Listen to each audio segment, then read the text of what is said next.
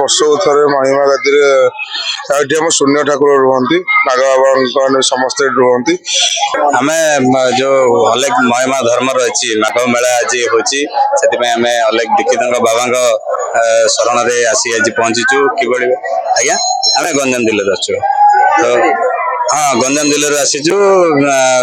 ଦୀର୍ଘ 2 ଦିନ ଧରିକି ଯୋଉ ଝାଡ଼ ଦୀପ ଲାଗୁଛି ବା କେମିତି ବାବାଙ୍କ ବର୍ଷକୁ ଥରେ ଯୋଉ ଆୟୋଜନ ହଉଛି ସେଥିରେ ଯୋଗ ଦେଇ ନିଜର ପରିବାରର ସମସ୍ତଙ୍କର ମଙ୍ଗଳ କାମନା କରିକି ବାବାଙ୍କ ଶରଣରେ ପଶିବା ପାଇଁ ଆଜି ଆମେ ଏଠିକି ଜୋରନ୍ଦାକୁ ଆସିଛୁ।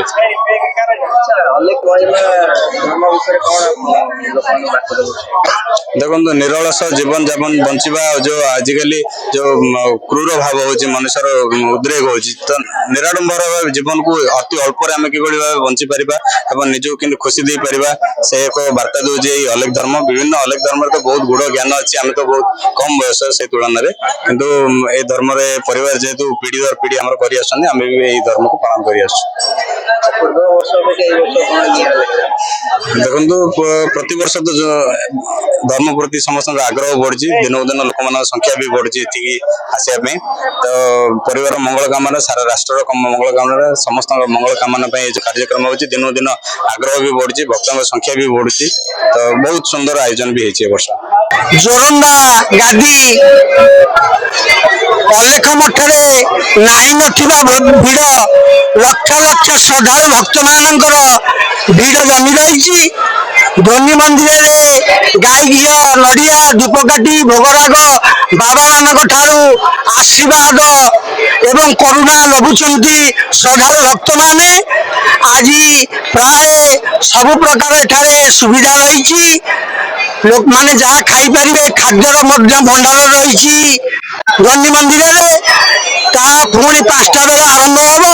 ଲୋକମାନଙ୍କ ପାଇଁ ପୋଲିସ ଏବଂ ପ୍ରଶାସନ ଖୁବ୍ ଜାଗ୍ରତ ରହିଛନ୍ତି। ଏଣୁ ଆମେ ଆପଣମାନଙ୍କୁ ବିନମ୍ର ଅନୁରୋଧ, ଆପଣ ଯାଇ କସର୍ଦ୍ଦା ଡେପୋଟି ମେଳନରେ ସାକ୍ଷାତ କରନ୍ତୁ। ସେ ଏକ ବିରାଟ ମେଳନ, 500 ଠାକୁର ସେଠାକୁ ଆସନ୍ତି। କସର୍ଦ୍ଦା ଡିପୋଟି ମେଳନକୁ ଆପଣ ଅନୁସନ୍ଧାନ କରନ୍ତୁ। ଶ୍ରୀକାନ୍ତ ପ୍ରଧାନ, ନମସ୍କାର। ଆମର ବର୍ଷକୁ ଥରେ ମହିମା ଗାଦିରେ ଏଠି ଆମ ଶୂନ୍ୟ ଠାକୁର ରୁହନ୍ତି, ନାଗ ବାବାଙ୍କ ସମସ୍ତେ ରୁହନ୍ତି। ମେଳା ତ ଏଠି ଶହ ଶହ ଲୋକ ଆସନ୍ତି। ତାପରେ ପ୍ରସିଦ୍ଧ ରହୁଛି ଆମର ଦୋଳି ଫୋଳି ବି, ଛୁଆମାନଙ୍କ ଆକର୍ଷଣ ରହିଛି ଦୋଳି ଉପରେ। ଆଉ ସବୁ ଲେଡିଜ ମାନଙ୍କ ଆଇଟମ୍ସ ବି ଅଛି, ଘର ସାମଗ୍ରୀ ସବୁ ବି ରହିଛି, ଭେରାଇଟି ଜିନିଷ ବି ଆସିଛି। ମୁଖ୍ୟମନ୍ତ୍ରୀ ଆସିଲେ ଯାହା ଗୋଟେ ଖୁସିର କଥା ଅଛି, ମୁଖ୍ୟମନ୍ତ୍ରୀ ହେଇକି ବି ଆମର ଢେଙ୍କାନାଳ ଭଳିଆ ସହରରେ ଆସି ଗୋଟେ ଯୋଗଦାନ ଦଉଛନ୍ତି, ଆମ ଖୁସିରେ ସେ ଖୁସି ହଉଛନ୍ତି, ସେଟା ଆମ ପାଇଁ ଗୋଟେ ବଡ ଜିନିଷ। ସରକାର ତ ଏମିତି କିଛି ବହୁତ କିଛି ଦେଇଛି, କିନ୍ତୁ ଦେଇକି ଲାଭ କଣ? ସେଇ ଶୂନ୍ୟ ଠାକୁର ଏମିତି ମହିମା ଗତି ଭଳିଆ ପ୍ରୋଜେକ୍ଟ ଦେଖଉଛନ୍ତି ସତ କଥା, କିନ୍ତୁ ପଇସା କୁଆଡେ ଆଉଛି, କିଏ ଖାଉଛି, କିଛି ବାଟ ଆଜି ଯାଏ ପାଇନାହାନ୍ତି, କି ପାଇବେନି ବି ଆପଣ ମାନେ। ପ୍ରଭୁଙ୍କ ଗାଦିଙ୍କ ପାଖକୁ ଆମେ ଆସିଛୁ, ମତେ ବହୁତ ବଢିଆ ଲାଗୁଛି ଏଠି।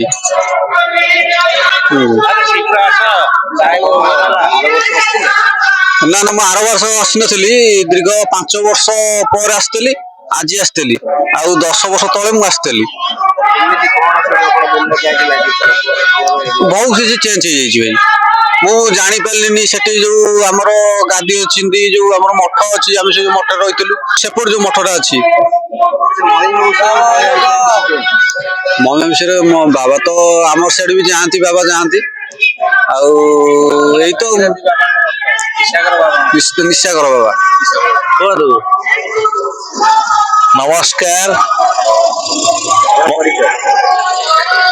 ଆମ ଘରଟା କଟକ ଜିଲ୍ଲା ସାଇଲ ଗୋବିନ୍ଦପୁର।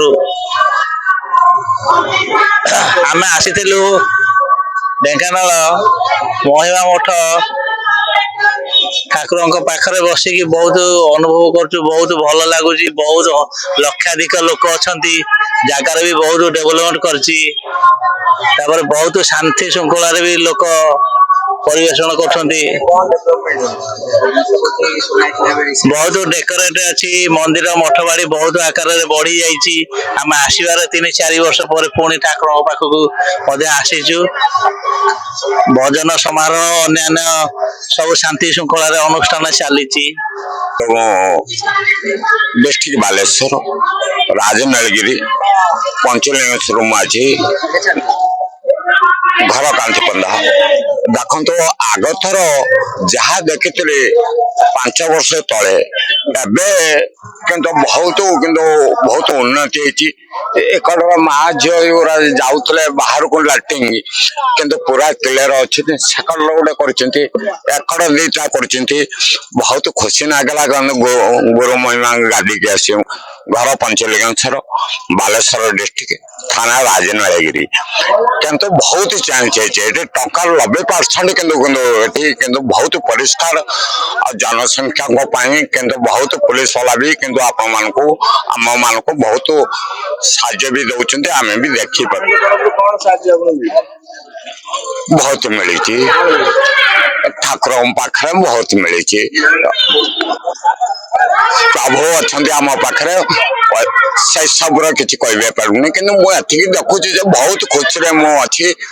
ବହୁତ ଜନସଂଖ୍ୟାଙ୍କ ଭିତରେ ବି ମୁଁ ଦେଖି ପାରୁଛି। ସେ ମନ୍ଦିରଠୁ ଲଗେଇକି ଗୋଟା ବୁଲୁଛି ଏଠି ମୁଁ ଏଠିକି ଆସିଲିଣି 8 ଦିନ ହେଲା ମୁଁ ସବୁ ଦେଖି ପାରୁଛି କିନ୍ତୁ ବହୁତ ପରିଷ୍କାର ବହୁତ ପରିଚ୍ଛନ୍ନ। ନହେଲେ ପୋଖରୀ ପାଖକୁ ଟିକେ ଆମେ ଯାଇପାରୁଥିଲେନି। ଯାହା ହଉ ରାସ୍ତା ବି ବହୁତ ପରିଷ୍କାର ଆଉ କିନ୍ତୁ ବହୁତ ବି ଛୁଆ ମାନଙ୍କ ପାଇଁ ବହୁତ ପରିଷ୍କାର କରିଛନ୍ତି। ଏତିକି କିନ୍ତୁ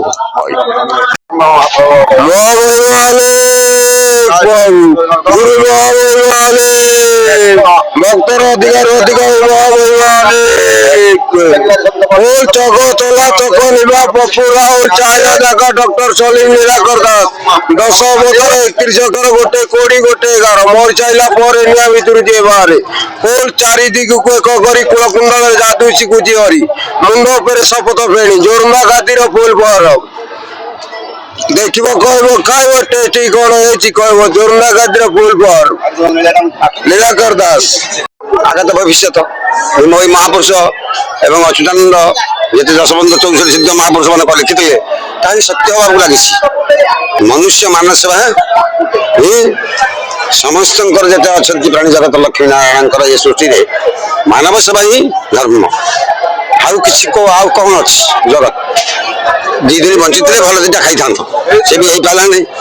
କିନ୍ତୁ କାହିଁକି ନା ସାଧୁଙ୍କୁ ଟିକେ ସେବା କର। ସାଧୁ ବୋଇଲେ ତମେ କହୁଛ ପାଣି ପବନ ଅଗ୍ନି ଯେବେ ହେବେ ଏଇ ସାଧୁକୁ ତମେ ଶରଣ କାହିଁ କରିବ। ସେ ପାଣି ପବନ ଅଗ୍ନି ଏଇ ମନୁଷ୍ୟ ମାନବ ରୂପୀ କଥା ମାନୁଛନ୍ତି। ନାରାୟଣ କହିବାରେ ପାଣି ପବନ ଯାହା କହିବେ ସେ କଥା ମାନିବେ ବହି ଲେଖା ଅଛି। ତାହିଁ ସତ୍ୟ ପରୀକ୍ଷା କଲେ ଏଇଠି ସିଦ୍ଧ ପୁରୁଷ ଅଛନ୍ତି ପାଣି ପବନ ଅଗ୍ନିକୁ ଆଜ୍ଞା ଦେଲେ ଆମେ କହିଛୁ ସେ ମାନିଛନ୍ତି। ଆମେ ଆଶ୍ଚର୍ଯ୍ୟ ସବୁ ଏମାନେ ସବୁ ଦେଖିକିନା ଖରେ କଣ ହେଲେ